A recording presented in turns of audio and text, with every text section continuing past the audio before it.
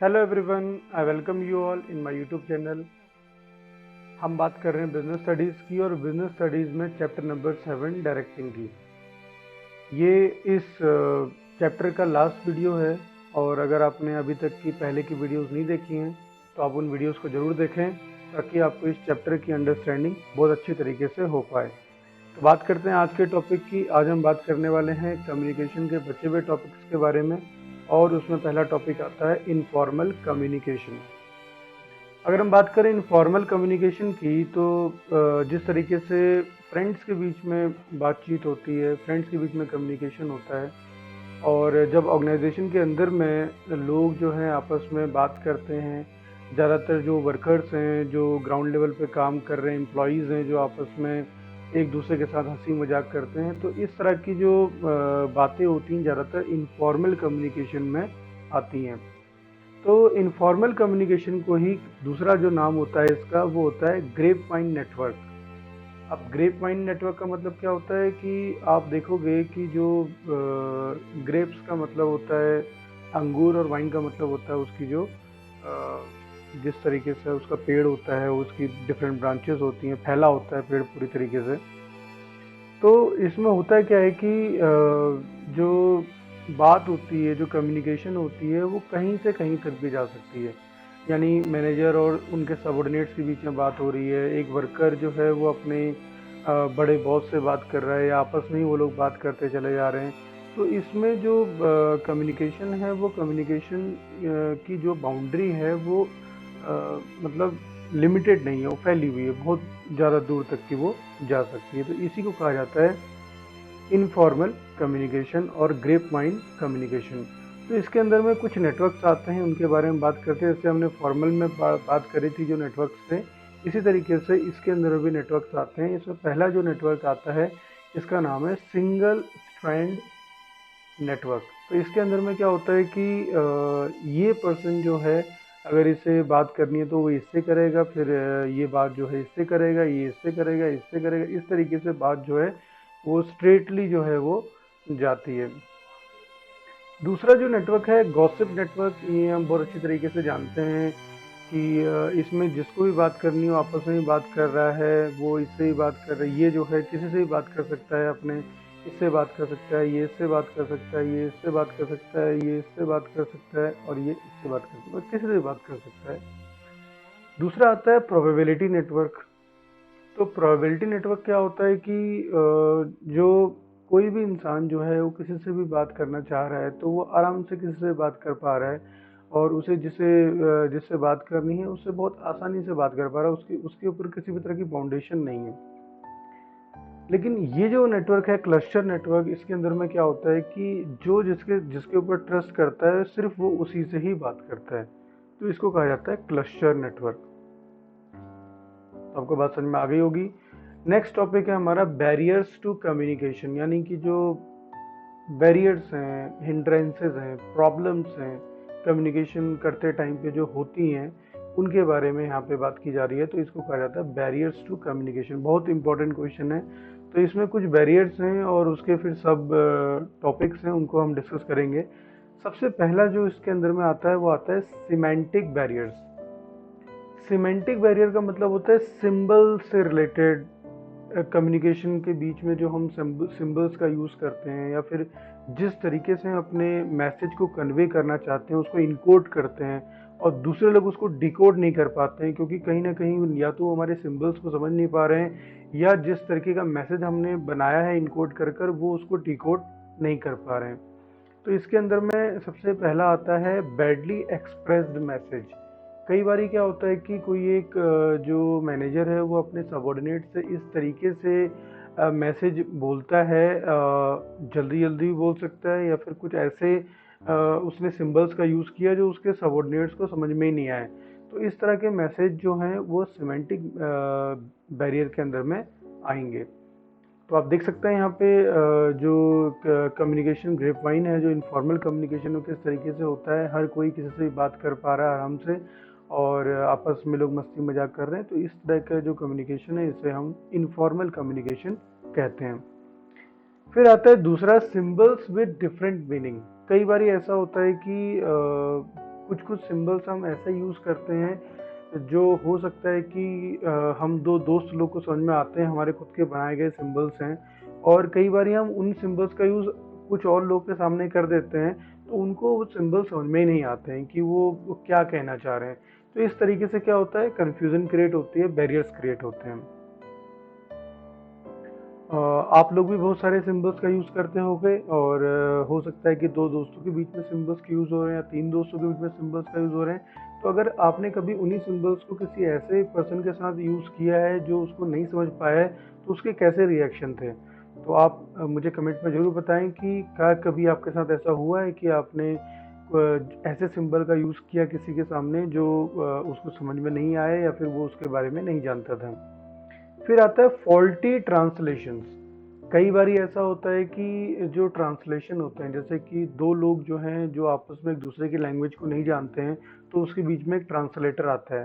Translator जो वो language भी जानता है, पहले वाले की भी और दूसरे वाले की लैंग्वेज भी जानता है। तो वो जब दोनों के बीच में कम्युनिकेशन कराने की कोशिश करता है, तो कई बार ऐसा होता है कि हो सकता है कि उसे पहले वाले की लैंग्वेज बहुत अच्छी तरीके से आ रही हो, दूसरी लैंग्वेज उसको अच्छी तरीके से नहीं आ रही हो, लेकिन वो समझ पा रहा था लेकिन समझा नहीं पाया। तो इसको कहते हैं फॉल्टी ट्रांसलेशन। तो दूसरा जो इन दोनों के बीच में जो कम्युनिकेशन है वो प्रॉपर नहीं हो पाएगा।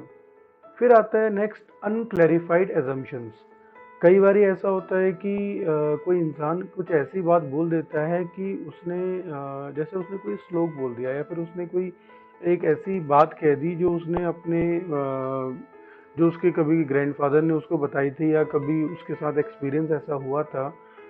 तो हो सकता है बाकी लोग उसकी वो बात समझ ना पाए, बाकी लोग उसको उस तरीके से, जैसे आपने देखा होगा बहुत सारी पोएम्स होती हैं इंग्लिश के अंदर में, उसमें जो उसका पोएम का जो ऑथर होता है या फिर जो भी जिसने पोएम बनाई होती है, पोएट जो होता है, वो उसकी अपनी एजम्पशंस होती हैं, वो अपनी कुछ सोच से उस पोएम को बनाता है, और हमें भी वैसे ही सोचना पड़ता है तभी हम उस पोएम को समझ पाते हैं। तो इसको कहते हैं अनक्लैरिफाइड एजम्पशंस।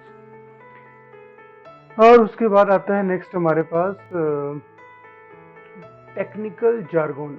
अब ये टेक्निकल जार्गन क्या होता है, कई बार ऐसा होता है कि कोई मैनेजर हमसे कुछ ऐसी बात कहता है, कुछ ऐसे टेक्निकल टर्म्स का यूज़ करता है कि हो सकता है किसी को वो टेक्निकल टर्म्स आते ही ना हो या उसने कभी सुने ही ना हो। तो इसमें क्या होता है, प्रॉब्लम क्रिएट होगी, और फिर से जो कम्युनिकेशन जो गैप है और जो बीच में ऑब्स्ट्रक्शन है वो क्रिएट हो जाएगा। फिर है body language and gestures decoding. अब ऐसा होता है कि बहुत सारे लोग जो हैं वो बहुत ही पोलाइट और बहुत ही अच्छा एक बात कह रहे होते हैं, लेकिन उनका जो बॉडी लैंग्वेज है वो बहुत ही एग्रेसिव दिखाई देता है। तो लोग समझ ही नहीं पाते हैं कि ये जो कहना चाह रहा है, क्या वो एक्चुअल में वो खुद भी करता होगा या फिर वो उनको रिलेट ही नहीं कर पाते हैं उसकी बातों से, और उसके एक्शंस को देखकर, उसकी बॉडी लैंग्वेज को देखकर या उसके जेस्चर्स को देखकर वो समझ ही नहीं पाते हैं कि वो किस चीज़ को ऑब्जर्व कर रहे हो, क्या चीज़ जो है उनसे सीखनी चाहिए, क्या चीज़ वो बताना चाह रहा है, वो उसको पूरी तरीके से समझ नहीं पाते हैं। तो इसको कहते हैं body language and gestures decoding. फिर नेक्स्ट जो बैरियर आता है हमारा वो है साइकोलॉजिकल बैरियर। साइकोलॉजिकल बैरियर का मतलब क्या होता है कि ये कुछ ऐसे बैरियर्स होते हैं जिसके अंदर में जो लोग हैं वो अपने माइंड का यूज़ करते हैं, अपने व्यूज़ का यूज़ करते हैं, अपने आइडियाज़ का यूज़ करते हैं, और दूसरा हो सकता है कि उन बातों को उस तरीके से समझ नहीं पा रहा हो जिस तरीके से दूसरा उसको समझाने की कोशिश कर रहा हो। तो सबसे पहले इसके अंदर में आता है प्री मैच्योर इवेल्युएशन। अब ऐसा होता है कि मैं अगर किसी को कोई बात समझाना चाह रहा हूँ, और अगर मैं एक छोटे बच्चे को ये बिजनेस स्टडीज़ के कॉन्सेप्ट्स को समझाऊंगा, तो हो सकता है कि वो उन बातों को ना समझे, वो ऑब्वियस सी बात नहीं समझेगा, और वो जो है वो पहले से ही जो उसने कुछ बातें अगर उसको आती होंगी तो बीच में बोल देना। जो बीच में जो लोग अपना बोल देते हैं कि कोई भी बात कंप्लीट होने से पहले ही अपने कंक्लूजन निकालना शुरू कर देते हैं, तो उसको बोलते हैं प्री मैच्योर इवैल्यूएशन। और ये वहाँ पे होता है जहाँ पे एक जैसे समझ वाले लोग ना बैठे होते हैं, तो वो होता है प्री मैच्योर इवैल्यूएशन। फिर आता है लैक ऑफ अटेंशन। तो ऑब्वियस सी बात है कि जिसको बात हम समझाना चाह रहे हैं अगर वो अटेंटिव नहीं है, वो पहले से ही दिमाग में बैठा के रखा हुआ है कि मुझे सब आता है, तो उसको समझाना तो मुश्किल ही नहीं, नामुमकिन है। फिर है loss by transmission and poor retention. अब ट्रांसमिशन जो है, हमने जिस तरीके से अपनी बात को कही है, हो सकता है कि वो बात जो है बीच में टूट जाए। हमने बताते बताते जो है, हम कोई बात बता रहे थे और बीच में जो है कोई और आ गया, हमने चाय वाय पी ली और फिर हम बात भूल गए। तो इस तरीके से क्या होता है, फिर वो बात अच्छी तरीके से पहुंच नहीं पाएगी। फिर आता है डिस्ट्रस्ट। ये सबसे इम्पोर्टेंट बात है इसके अंदर में, कि जब एक इंसान दूसरे इंसान के ऊपर ट्रस्ट नहीं करते तो वो एक दूसरे को समझ पाना तो नामुमकिन की बात है। तो इसको बोलते हैं डिस्ट्रस्ट। तो इस तरीके से क्या होते हैं, बैरियर्स क्रिएट होते हैं। नेक्स्ट बैरियर आता है हमारा ऑर्गेनाइजेशनल बैरियर्स। तो पहला बैरियर जो हमने पढ़ा सिमेंटिक बैरियर, दूसरा जो बैरियर हमने पढ़ा साइकोलॉजिकल बैरियर, तीसरा जो बैरियर हम पढ़ रहे हैं वो है ऑर्गेनाइजेशनल बैरियर। तो इसके अंदर में क्या होता है कि ऑर्गेनाइजेशन ने जिस तरीके के अपने सिस्टम बना रखा है कि वहाँ पे जब लोग एम्प्लॉय वर्क करने के लिए आएगा तो उसे क्या फॉलो करना पड़ेगा, क्या करना पड़ेगा, क्या नहीं करना पड़ेगा, तो इसको इन तरह के बैरियर्स को कहते हैं ऑर्गेनाइजेशनल बैरियर्स। तो ऑर्गेनाइजेशन बैरियर में से पहले आता है ऑर्गेनाइजेशन की पॉलिसी। अब उनकी जो पॉलिसी है वो हो सकता है कि वो ज़्यादा बात ना करने दें, ज़्यादा फ्री ना बैठने दें लोगों को, तो इससे प्रॉब्लम क्रिएट होगी और जो काम है वो सही तरीके से हो नहीं पाएगा। रूल रेगुलेशन बना दिए, बहुत ही कॉम्प्लेक्स रूल्स बना दिए हैं कि अगर कोई आ रहा है तो भाई उसे सिर्फ अपने काम मुंडी नीचे रख के काम करना है और वो इधर उधर नहीं देखेगा, या फिर जब उसका ब्रेकफास्ट का पीरियड होगा तभी उठ के जाएगा। तो इस तरह का स्ट्रिक्ट बिहेवियर, रिजिड बिहेवियर में काम कम्युनिकेशन जो है वो सही तरीके से हो नहीं पाता है। फिर है स्टेटस। अब मैनेजर जो है, अगर वो मान ले कि भाई मैं उनसे ऊंची पोस्ट पे हूँ और मैं ऊंची पोस्ट पे अगर हूँ तो मेरी ये रिस्पेक्ट करनी चाहिए इनको, और ये लोग जो हैं वो इस तरीके से मेरे से ट्रीट करेंगे, और ये एक उसने अपना एक स्टेटस बना लिया। अब हो सकता है कि कोई जो उसका सबॉर्डिनेट है वो उससे फ्रेंडली बात कर रहा हो, या फिर वो उससे उस तरीके से बात कर रहा हो जिस तरीके से उसने वो ना सोचा हो, तो कहीं ना कहीं यहाँ पर भी क्या होगा, एक प्रॉब्लम क्रिएट होगी और दोनों के बीच में जो कम्युनिकेशन है वो सिंपल तरीके से हो नहीं पाएगा। फिर है कॉम्प्लेक्सिटी इन ऑर्गेनाइजेशनल स्ट्रक्चर। कई बार ऐसा होता है कि जो स्ट्रक्चर बना देते हैं ऑर्गेनाइजेशन के अंदर में, जहाँ पे जो लेवल्स इतने सारे बना देते हैं मैनेजर्स के या फिर सुपीरियर्स के, इतने सारे लेवल्स हैं कि इंसान को हर किसी से पूछना पड़ रहा है और हर किसी से परमिशन लेनी पड़ रही है। तो इस तरह से क्या होगा कि जो एक इंसान है वो डिसीजन ही टाइम पे नहीं ले पाएगा, और बार बार ऐसे ही सबसे पूछने की वजह वो क्या सोचेगा, रहने दो, क्या पूछना ही हो रहा है, होगा तो होगा, नहीं होगा तो नहीं होगा। तो ये ऑर्गेनाइजेशन के जो स्ट्रक्चर है इनकी वजह से भी काफ़ी सारी प्रॉब्लम आती है। फिर है ऑर्गेनाइजेशनल फैसिलिटीज़। अगर ऑर्गेनाइजेशन के अंदर में क्लियर स्मूथ कम्युनिकेशन की फैसिलिटी वहाँ पे नहीं है तो कहीं ना कहीं जो एम्प्लॉयज़ हैं वो आपस में अपने सुपीरियर के साथ अपनी बातें शेयर करने में ज़्यादा इंटरेस्ट नहीं रखते हैं, और वहाँ से प्रॉब्लम जो है क्रिएट होना शुरू हो जाती है। लास्ट हमारा आता है पर्सनल बैरियर्स। तो बहुत इंपॉर्टेंट क्वेश्चंस हैं यहाँ पे, क्वेश्चन बनता है इधर से कि भैया कौन कौन से बैरियर्स हैं और किस बैरियर में क्या होता है। तो ये आपको पता होना चाहिए कि कौन से बैरियर की बात यहाँ पे चल रही है। तो फिर आता है हमारा पर्सनल बैरियर। तो क्वेश्चन आएगा जैसे कि इनमें से कुछ एक बोलेगा कि इनमें बात ऐसे नहीं हो रही थी, या यही चीज़ हो रही थी, ये वो नहीं समझ पा रहा था। तो यहाँ पे कौन से बैरियर की बात चल रही, कौन सी कम्युनिकेशन में बैरियर की बात चल रही, तो आपको सब पता लगना चाहिए कि वो कौन से बैरियर की बात कर रहा है। पर्सनल बैरियर की बात कर रहा है, सिमेंटिक की बात कर रहा है, ऑर्गेनाइजेशनल की बात कर रहा है, या साइकोलॉजिकल की बात कर रहा है, किसकी बात कर रहा है, तो ये आपको पता होना चाहिए। तो पर्सनल बैरियर की बात करते हैं। तो पहला है fear of challenge to authority. कई बार ऐसा होता है कि जो सुपीरियर है वो अपनी बात को लोगों के पास तक इसलिए नहीं पहुंचा पाता है, तो उसको कहीं ना कहीं लगता है कि मेरी बात या तो सही नहीं है, या तो अगर मैंने अपनी बात उनके साथ शेयर करी तो क्या पता मेरा डिसीजन गलत हो जाए और फिर मुझे अपनी जो सीट है वो छोड़नी पड़ जाए। तो इसको बोलते हैं fear of challenge to authority. फिर है lack of confidence of superior on his subordinates. तो कई बार ऐसा होता है कि जो मैनेजर होता है उसको जो टीम दी जाती है, कई बार वो टीम जो है उसे लगता है कि ये टीम जो है कुछ भी काम करने के लिए रेडी नहीं रहती है, सही तरीके से वो काम नहीं करती है, और मैं इसके साथ कभी अच्छी तरीके से वर्क नहीं कर पाऊंगा। तो उसने अपने पर्सनल बैरियर बना लिया ऐसे। तो इसकी वजह से क्या होगा कि कम्युनिकेशन सही तरीके से नहीं हो पाएगा। अनविलिंगनेस टू कम्युनिकेट, कई बारी तब प्रॉब्लम हो जाती है जब हम बात ही नहीं करना चाहते हैं, और जब हम बात ही नहीं करना चाहेंगे तो कम्युनिकेशन नहीं होगी, कम्युनिकेशन नहीं होगी तो ऑब्वियस सी बात है कम्युनिकेशन प्रोसेस पूरी नहीं होगी और किसी भी तरीके की जो ग्रोथ है वो हमें देखने को नहीं मिलेगी। फिर है next, lack of proper incentives.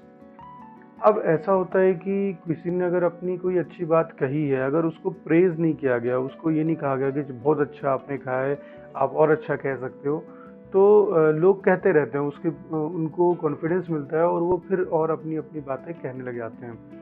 अगर ऐसा हो कि आप क्वेश्चन पूछ रहे हो और मैं बोल दूं कि नहीं ये आपसे क्वेश्चन नहीं पूछे, तो कहीं ना कहीं आप लोग दोबारा बोलने में और दोबारा कम्युनिकेट करने में हिचकिचाओगे। तो इस तरह की जो प्रॉब्लम्स होती हैं इसी को कहते हैं लैक ऑफ प्रॉपर इंसेंटिव्स।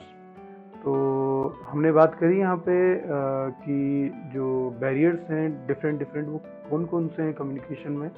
अब आता है हमारा next topic, improving communication effectiveness. तो यहाँ पे वो चीज़ें हैं, ये लास्ट टॉपिक है इसका, कि हम किस तरीके से कम्युनिकेशन को अच्छा बना सकते हैं और किस तरीके से कम्युनिकेशन को इफेक्टिव बना सकते हैं। तो सबसे पहला इसके अंदर में आता है clarify the ideas before communication. जब भी हम कोई बात अपनी करने जा रहे हैं किसी के साथ भी, तो सबसे पहले हम ये क्लियर कर दें कि हम किस चीज़ के बारे में बात करने जा रहे हैं। तो हो सकता है कि जो सबऑर्डिनेट्स हैं उसे सुनने में भी इंटरेस्ट रखें और जो बताने वाला है वो भी कॉन्फिडेंटली अपनी बात को बता पाए। नेक्स्ट है communicate according to the needs of the receiver. Receiver की नीड्स के अकॉर्डिंग अपनी बात को जो है वो बताएं। अब जो रिसीवर है वो सुनना ही नहीं चाहता है, रिसीवर को सुननी है कहानी और आप बता रहे हो उसे बिजनेस स्टडी, तो अब ऐसी बात है कि वहाँ पे जो कम्युनिकेशन है वो प्रॉपर नहीं हो पाएगा। फिर है कंसल्ट अदर बिफोर कम्युनिकेटिंग। आपको और लोगों से भी कंसर्न करना चाहिए कि भाई आपको क्या सुनना पसंद है, क्या करना पसंद है। जैसे अगर मैं यहाँ पे जैसे मैंने आप लोगों के साथ डिस्कशन किया कि आप लोग को क्या वीडियो लिंक भेजना चाहिए या पुरानी जो चीज़ें हैं वो समझ में आ रही थी या नए तरीके से वीडियो को बनाऊं, आपने देखा होगा मैं बीच में डिस्कस कर रहा था आप लोग के साथ। तो इसको कहते हैं ये कंसल्ट अगर होगा तो कम्युनिकेशन जो है बहुत बेटर यहाँ पे हो सकता है।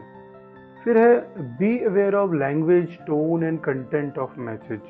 ये बहुत इंपॉर्टेंट बात है कि जब भी आप किसी के साथ कम्युनिकेट कर रहे हो तो आपको ये जरूर पता होना चाहिए कि क्या सभी लोग को वो लैंग्वेज समझ में आती है जिस लैंग्वेज में आप बताने जा रहे हो। क्या जो आप टोन का यूज करोगे क्या वही टोन सभी लोग सुन पाएंगे। क्या जो मैसेज होगा, कंटेंट होगा मैसेज का, क्या वो सबके लिए है, क्या सब रेडी हैं उसको सुनने के लिए। ये आपको पहले अपना कंफर्म कर लेना चाहिए। फिर है convey things of help and value to listener. आपको हमेशा कोशिश करनी चाहिए कि जो लिसनर है, जो सुनने वाला है, वो जब भी चीज़ों को सुने तो उसे लगे कि वो बहुत कुछ ऐसी चीज़ उसने सुनी है जो उसके मदद के लिए, जो उसके अच्छे के लिए। तो इस तरीके से क्या होगा कि वो हमेशा आपकी चीज़ों को सुनने के लिए हमेशा रेडी रहेगा। Ensure proper feedback. आप हमेशा कोशिश करें कि जो आपने बात कही है वो लोगों से पूछें कि आपको बात समझ में आई है कि नहीं आई है। तो अगर आप ऐसा करते हैं, जैसे हम डिस्कशन करते हैं चीज़ों का, तो वो फीडबैक लेना होता है, तभी कम्युनिकेशन जो प्रोसेस है वो अच्छी तरीके से पूरी हो पाती है। फिर आता है हमारा next, communicate for present as well as future. जब भी बातें करी जा रही हो, लोगों को बताया जा रहा हो, समझाया जा रहा हो, तो वहाँ पे उनको सिर्फ ये ना बताओ कि पास्ट में क्या हुआ था या आप प्रेजेंट में क्या कर सकते हो। उन्हें हमेशा फ्यूचर के बारे में बताओ कि आप आगे जाके क्या अच्छा कर सकते हो, ये सब चीज़ों को सुन के और समझ कर। फॉलो अप कम्युनिकेशन, आपको हमेशा जो है फॉलो अप करना चाहिए। जो भी इंस्ट्रक्शन सबऑर्डिनेट को दी गई हैं या फिर जो भी बात, जैसे अगर किसी के साथ डिस्कशन किया गया है तो उनसे पूछो, चेक करो कि क्या उन्हें बात समझ में आई है, कहाँ प्रॉब्लम आ रही है, अगर प्रॉब्लम है तो क्या है। तो ये सब चीज़ें जो है हमेशा फॉलो अप करनी चाहिए। नेक्स्ट है बी अ गुड लिसनर। सबसे इम्पोर्टेंट बात, अगर अच्छा कम्युनिकेशन होना है तो उसमें आप सुनने, एक अच्छे जो लिसनर हैं वो ज़रूर होने चाहिए। अगर आप एक अच्छे लिसनर होगे तो आप चीज़ों को सुन भी पाओगे, समझ भी पाओगे और अपनी बात कह भी पाओगे। लेकिन कहीं अगर आप के बीच आपके अंदर ये हुआ कि जल्दबाजी रही, नहीं ये क्या कहने वाले हैं पहले ही मुझे पता है, या फिर इस बात को काट के मैं अपनी बात को कह दूं, अगर ऐसा रहेगा तो फिर कभी भी जो कम्युनिकेशन है या जो बात कहीं कहने वाले हैं या सुनाने वाले हैं वो कभी भी कंप्लीट नहीं हो पाएगी। तो आई होप आपको ये सारी बातें समझ में आई होंगी और आप समझ गए होंगे कम्युनिकेशन क्या होता है। ये तो डेली आप यूज़ करते हैं, बस इसको एक तरीके से जो है समझाया गया, तो आप इस तरीके से इसको समझोगे तो और अच्छा इम्प्रूवमेंट अपने अंदर आप देखने को मिलेगा आपको। तो थैंक यू। अब जो नेक्स्ट चैप्टर है फिर उसके बारे में बात करेंगे। तब तक कि आप इसे पढ़ें, समझें और सुने अच्छी तरीके से, देखें अच्छी तरीके से, तो आपका फ़ायदा होगा और ये फ़ायदा आप और भी अपने दोस्तों तक की पहुँचाएँ। Thank you.